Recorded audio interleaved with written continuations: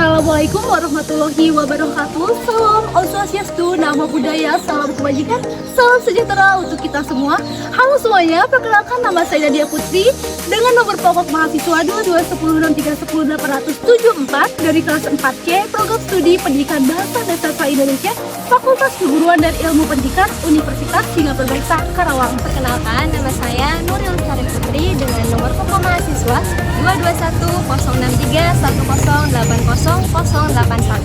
Perkenalkan, nama saya Anissa Elsa Putri dengan nomor pokok mahasiswa 2210631080099.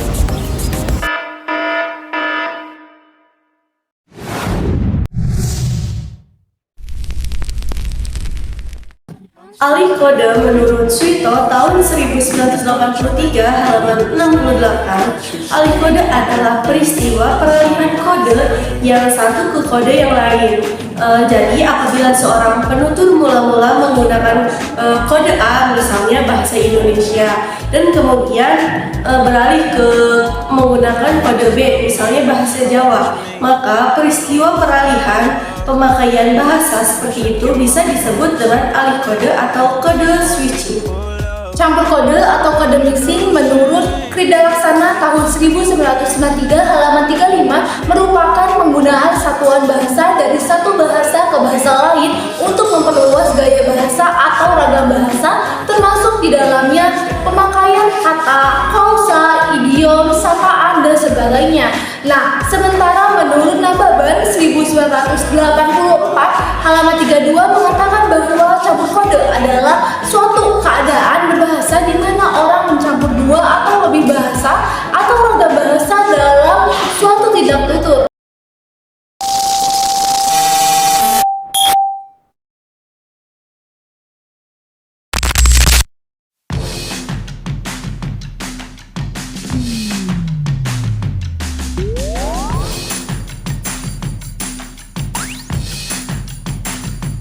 Penggunaan campur kode untuk mempermudah komunikasi dapat diterima secara universal atau masih bergantung pada norma-norma budaya tertentu.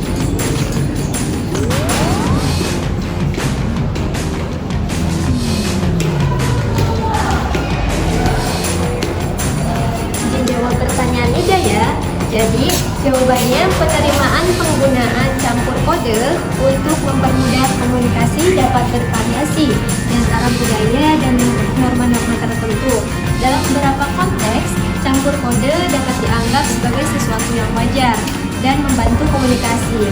Sedangkan dalam konteks lain, hal tersebut dapat dianggap sebagai tanda kurangnya penguasaan bahasa atau kurangnya rasa hormat. Sekian. Itu jawabannya, mungkin dapat dipahami oleh Nida. Terima kasih. It's getting hot in here. I swear your Nelly knows. I swear this weather feels better when we take off our clothes. Oh my God. Hands up if you're in the mood for that summertime heat. Hai Maisara, pesannya sudah diterima nih. Aku izin jawab ya. Perkenalkan, nama aku Nadia Putri dengan NPM 221063108874. Jadi, campur kode terutama dalam konteks membingungkan penutur yang tidak mengerti semua bahasa yang digunakan. Yang pertama, itu kesulitan memahami pesan. Penutur yang tidak mengerti semua bahasa yang digunakan dalam campur kode akan kesulitan memahami pesan yang disampaikan. Hal ini dapat menyebabkan frustasi dan miskomunikasi. Yang kedua, penurunan rasa hormat. Campur kode dapat dianggap sebagai tanda tidak hormat kepada penutur yang tidak mengerti bahasa yang digunakan. Hal ini dapat menyebabkan ketegangan dan konflik sosial. Lalu yang ketiga ada perpetuasi ketidaksetaraan. Campur kode dapat memperkuat stratifikasi sosial dan bahasa. Penutur yang fasih dalam bahasa yang dominan dalam campur kode dapat memiliki keuntungan dibandingkan penutur yang tidak. Lalu yang selanjutnya yaitu cara mengatasi dampak negatif campur kode. Nah, gunakan bahasa yang dipahami semua. Maksudnya gimana? Jika memungkinkan, gunakan bahasa yang dipahami oleh semua orang dalam situasi komunikasi. Hal ini dapat dilakukan dengan menggunakan bahasa Indonesia sebagai lingua franca atau dengan menggunakan bahasa yang paling banyak dipahami oleh orang-orang yang terlibat. Nah, selanjutnya jelaskan istilah yang tidak familiar. Jelaskan istilah tersebut dengan cara yang mudah dipahami. Hal ini dapat dilakukan dengan menguasai sinonim, definisi, ataupun contoh-contohnya. Lalu yang terakhir, gunakan strategi komunikasi yang jelas dan ringkas untuk menghindari kebingungan. Hal ini dapat dilakukan dengan berbicara dengan tempo yang jelas dan lambat. Kamu lagi apa?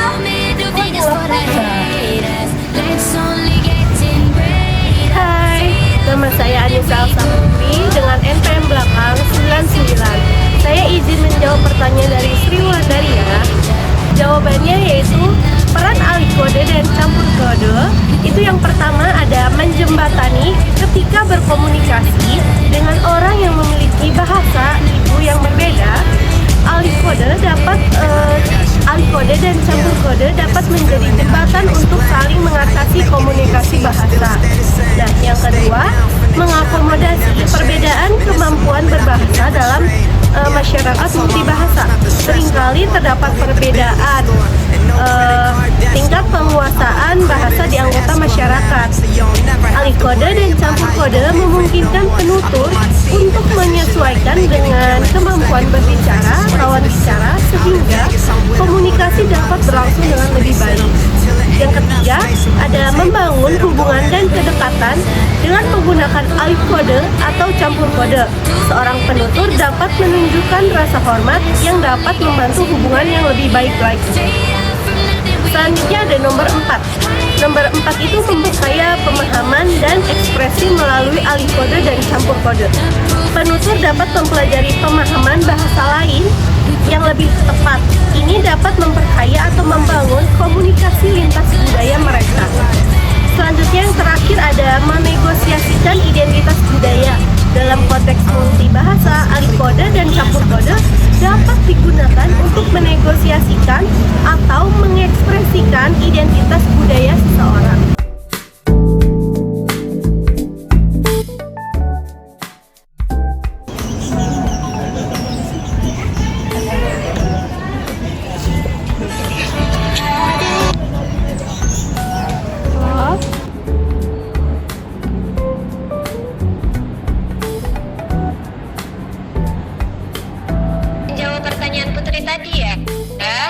Jadi, tadi kan pertanyaannya bagaimana alih kode dan perubahan tingkat keformalan berbahasa seseorang dalam percakapan.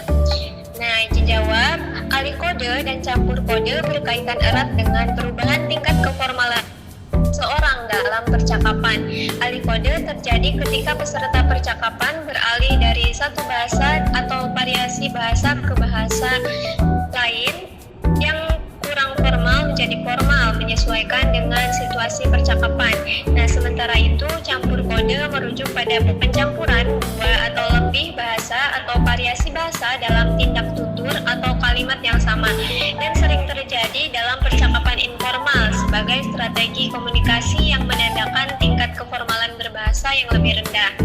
Nah, dengan demikian baik alih kode maupun campur kode dapat digunakan sebagai petunjuk tentang perubahan tingkat keformalan berbahasa dalam percakapan, di mana penggunaan bahasa atau variasi bahasa yang lebih baku atau formal menandakan situasi yang lebih formal, sedangkan penggunaan bahasa atau variasi bahasa yang kurang baku atau informal menandakan situasi yang lebih santai. Begitu Putri. Baik, terima Apakah kasih. sudah cukup terjawab? Sudah sangat cukup, terima kasih. Tugas sudah apa aja sih? Jajannya ke kantin. Oke, sebentar aku cek uangnya dulu ya. Ada enggak? Wah, aku nggak ada. Ini apa?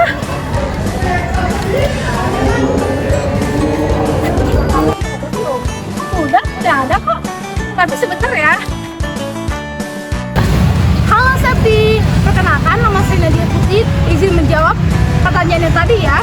Nah, jawabannya yaitu situasi komunikatif yang melibatkan campur kode antara 3 atau lebih bahasa atau variasi bahasa menghadirkan kompleksitas yang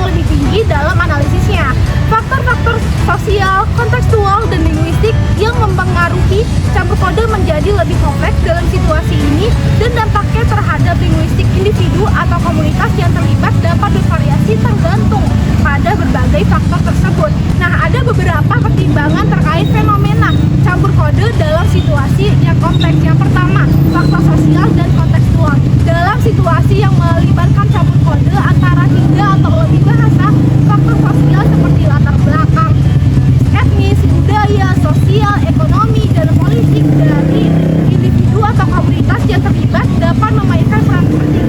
Konteks komunikatif yang melibatkan berbagai situasi seperti keluarga, tempat kerja, atau lingkungan sosial tertentu juga dapat mempengaruhi bagaimana campur kode terjadi dan dapat diterima.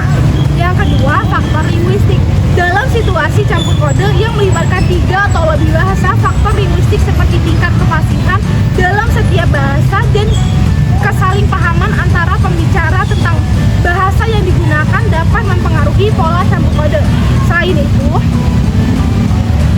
adanya variasi dialek atau aksen bahasa yang terlibat juga dapat memperkaya campur kode dalam situasi yang kompleks. Nah, ini yang terakhir nih, step yang ketiga, identitas linguistik. Dampak campur kode terhadap identitas linguistik individu atau komunitas dapat bervariasi tergantung pada bagaimana campur kode tersebut dipahami dan diterima oleh individu atau komunitas yang terlibat. Dalam beberapa kasus, campur kode dapat menjadi sumber kebanggaan identitas linguistik yang kompleks dan multilingual. Namun, dalam situasi lain, campur kode dapat memicu ketidakpastian identitas atau konflik identitas terkait dengan penggunaan bahasa dan budaya yang berbeda. Nisa, ini apa?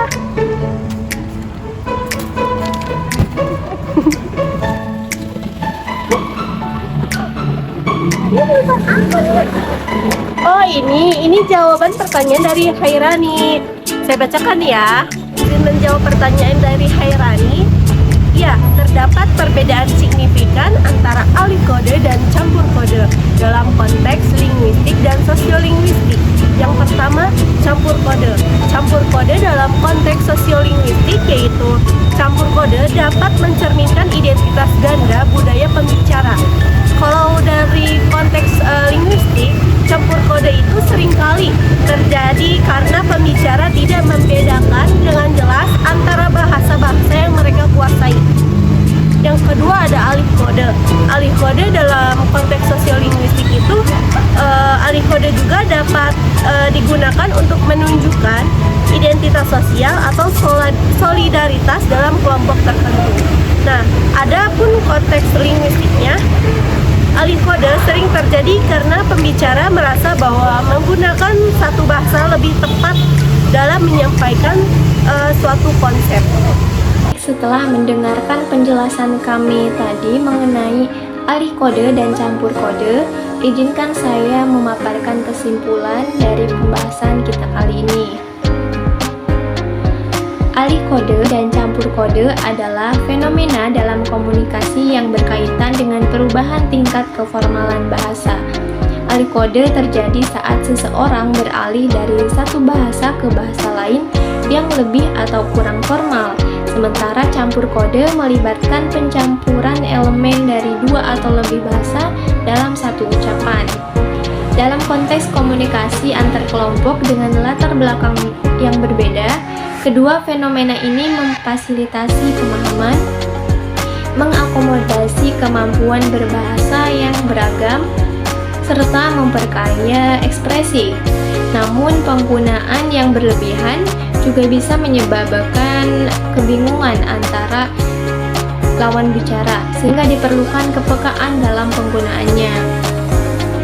Nah, penerimaan terhadap campur kode bervariasi tergantung pada norma budaya, di mana dalam beberapa budaya itu diterima sebagai cara efektif untuk berkomunikasi. Sementara dalam budaya lain bisa saja dianggap sebagai sesuatu yang kurang sopan. Dalam situasi kompleks dengan 3 atau lebih bahasa, campur kode melibatkan faktor sosial, kontekstual, dan linguistik yang rumit, dengan dampak positif seperti fleksibilitas, komunikasi, dan penegasan identitas multibahasa. Namun juga bisa menimbulkan ketidakpastian atau konflik identitas. Untuk mengatasi dampak negatif, disarankan menggunakan bahasa yang dipahami semua pihak, menjelaskan istilah yang tidak familiar, dan menerapkan strategi komunikasi yang jelas serta ringkas. Halo, sekian pemaparan dari kelompok 6. Wassalamualaikum